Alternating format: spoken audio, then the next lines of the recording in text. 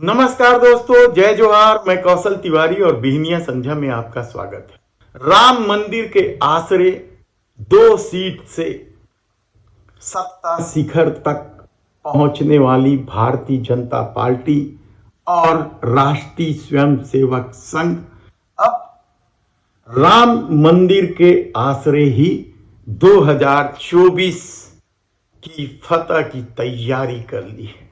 पूरे देश में उनके कार्यक्रम तय हैं कि किस तरीके से धर्म के आसरे वोट बटोरे जाएंगे।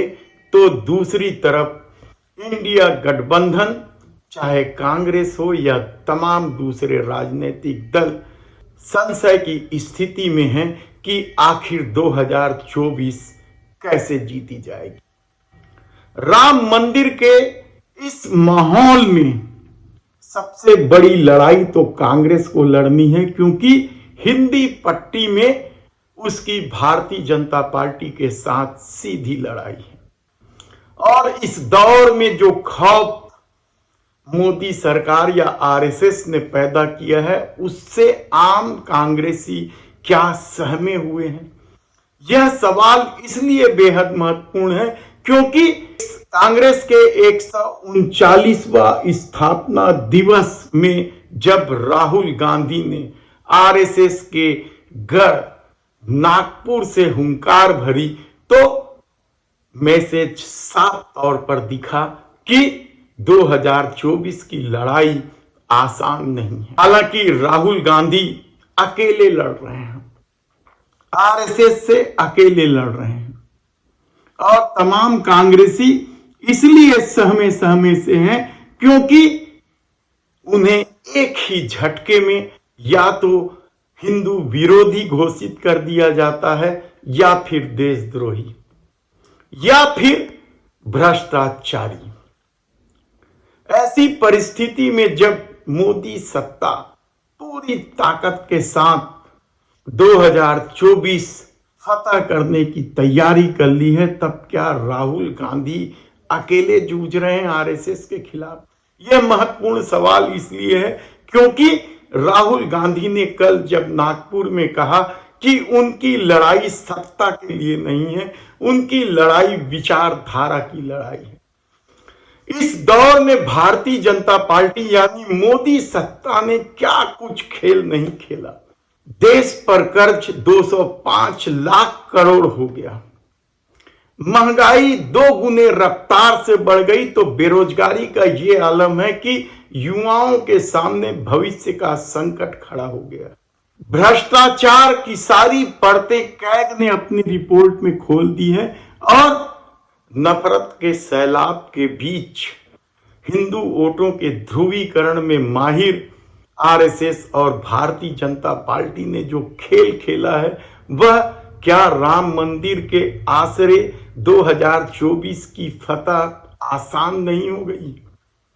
ऐसे में इंडिया गठबंधन के बीच राम मंदिर प्राण प्रतिष्ठा समारोह में जाने और न जाने को लेकर ही विवाद है, और पूरी मीडिया इस विवाद को यह कहते हुए हवा दे रही है कि देखिए कि किस तरीके से इंडिया गठबंधन के कई दल राम मंदिर प्राण प्रतिष्ठा का बहिष्कार कर रहे हैं या उनसे बाहर जा रहे हैं।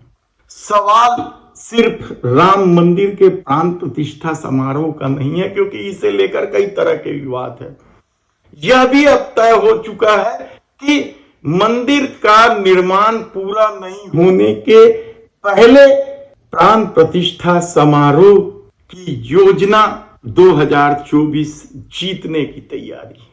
राम नवमी ज्यादा दिन दूर नहीं है, फिर भी उससे पहले प्राण प्रतिष्ठा समारोह करना केवल राजनीतिक मकसद है। सब कुछ आईने की तरह साफ है, लेकिन मीडिया यह बताने को तैयार नहीं है, विरोध के स्वर को दिखाने को तैयार नहीं है।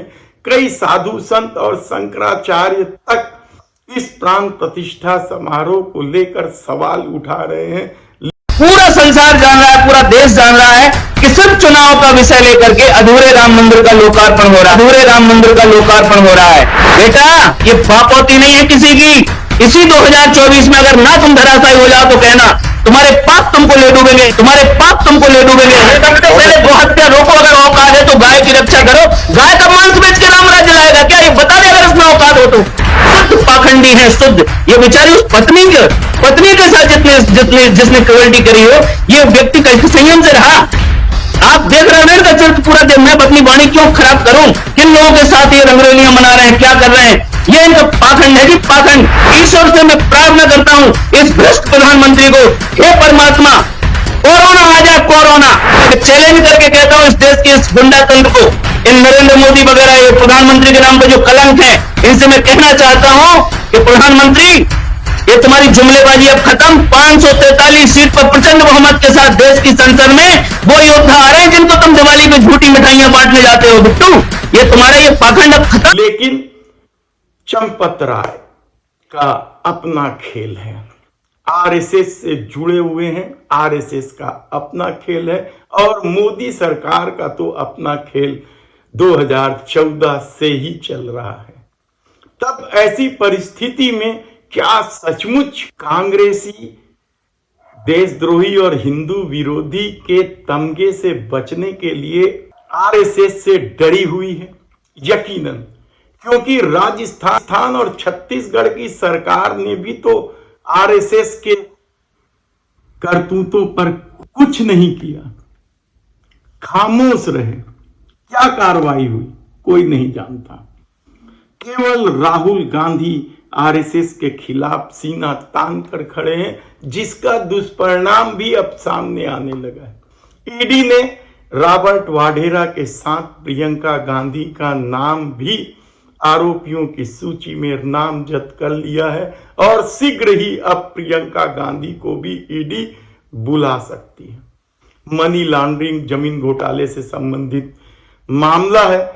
राहुल गांधी से ईडी पहले ही 50 घंटे से ज्यादा पूछताछ कर चुकी है, तो सोनिया गांधी भी ईडी की लपेटे में है। तमाम वे नेता इस दौर में ईडी और सीबीआई के शिकंजे में हैं जो भारतीय जनता पार्टी के विरोध में खड़े होते हैं या आरएसएस के बारे में थोड़ा सा भी कुछ कहते हैं। ऐसी परिस्थिति में जब 2024 का चुनाव मई में होना है, मार्च में ही आचार संहिता लागू हो जाएगी, और जनवरी के आखिरी सप्ताह में जो प्राण प्रतिष्ठा समारोह होने जा रहा है, उसकी गूंज 3 महीने और आरएसएस और भारतीय जनता पार्टी के लोग गांव-गांव तक ले जाएंगे। ऐसी परिस्थिति में जब 14 जनवरी से राहुल गांधी इस बार भारत जोड़ो यात्रा नहीं, इस बार न्याय यात्रा निकाल रहे हैं, इस दौर में क्या सचमुच अन्याय ज्यादा नहीं बढ़ने लग गया? सत्ता किस तरीके से विरोध के स्वर को कुचल रही है, लोकतंत्र का दम किस तरीके से फूलने लगा है, यह भी किसी से छिपा नहीं है। ईवीएम के प्रति अविश्वास और हिंदू वोटों के ध्रुवीकरण ने क्या कांग्रेसियों को सकते में ला दिया? ये बेहद ही महत्वपूर्ण सवाल है, और हालत ये है कि अब राहुल गांधी अकेले जूझने को तैयार दिखाई दे रहे हैं। तब उनके साथ कांग्रेसियों का हुजूम किस तरीके से सामने आएगा, क्योंकि जो न्याय यात्रा शुरू होनी है मणिपुर से लेकर महाराष्ट्र तक 6200 किलोमीटर की यह यात्रा होगी, 6200 किलोमीटर, 98 लोकसभा क्षेत्रों से गुजरेगी, और इन 98 लोकसभा क्षेत्रों में से केवल 5 क्षेत्र कांग्रेस के पास है। ऐसी परिस्थिति में क्या वह इन राज्यों के 355 सीट, जिसमें से केवल कांग्रेस के पास 14 सीट है, अपना स्ट्राइक रेट बढ़ा पाएगी? कहना बेहद कठिन है, क्योंकि समूचा मीडिया, समूची सरकारी संस्थाएं भारतीय जनता पार्टी, आरएसएस राम मंदिर को लेकर जबरदस्त ढंग से काम कर रही है। ऐसी परिस्थिति में मणिपुर से लेकर हालांकि उन क्षेत्रों में, पूर्वी भारत के उन क्षेत्रों में लोकसभा सीटों की संख्या बहुत कम है। लड़ाई तो हिंदी पट्टी में ही है। उत्तर प्रदेश, छत्तीसगढ़, राजस्थान, मध्य प्रदेश, हिमाचल, गुजरात, महाराष्ट्र, बिहार, जहां ही लड़ाई होनी है और इन्हीं क्षेत्रों में ही भारतीय जनता पार्टी और आरएसएस पूरी ताकत झोंक देना चाहती है, ताकि पिछली बार से ज्यादा न केवल वोट प्रतिशत बढ़ जाए बल्कि सीटों की संख्या भी बढ़ जाए। हालांकि भाजपा जानती है कि सिर्फ हिंदी पट्टी के सहारे बहुमत तक नहीं पहुंची जा सकती। उसके लिए उन्हें उड़ीसा, पश्चिम बंगाल और दक्षिण के राज्यों में भी सीटें बटोरनी होगी या सीटें हासिल करनी होगी। तो क्या उन राज्यों में भी राम मंदिर का प्रभाव पड़ेगा? हालांकि भारत जोड़ो यात्रा के बाद दक्षिण के राज्यों में राहुल गांधी के प्रति विश्वसनीयता बढ़ी है, उनकी छवि शानदार हुई है और जिसके सहारे ही कर्नाटक और तेलंगाना में राहुल गांधी या कांग्रेस ने जीत दर्ज की। तो क्या दूसरे चरण में जो न्याय यात्रा शुरू की जा रही है मणिपुर से लेकर महाराष्ट्र तक, उसमें भी राहुल गांधी की छवि के अनुसार सीट कांग्रेस को मिल पाएगी? सवाल बहुत सारे हैं, लेकिन सबसे महत्वपूर्ण सवाल तो यही है कि आरएसएस के खिलाफ जब राहुल गांधी जूझने के लिए तैयार हो गए हैं, लड़ने के लिए खड़े हो गए हैं, तब आम कांग्रेसी किस तरीके से आरएसएस की करतूतों पर प्रहार करेगा? ये बेहद ही महत्वपूर्ण सवाल है। यहीं से तय होगी 2024 किसका है। धन्यवाद।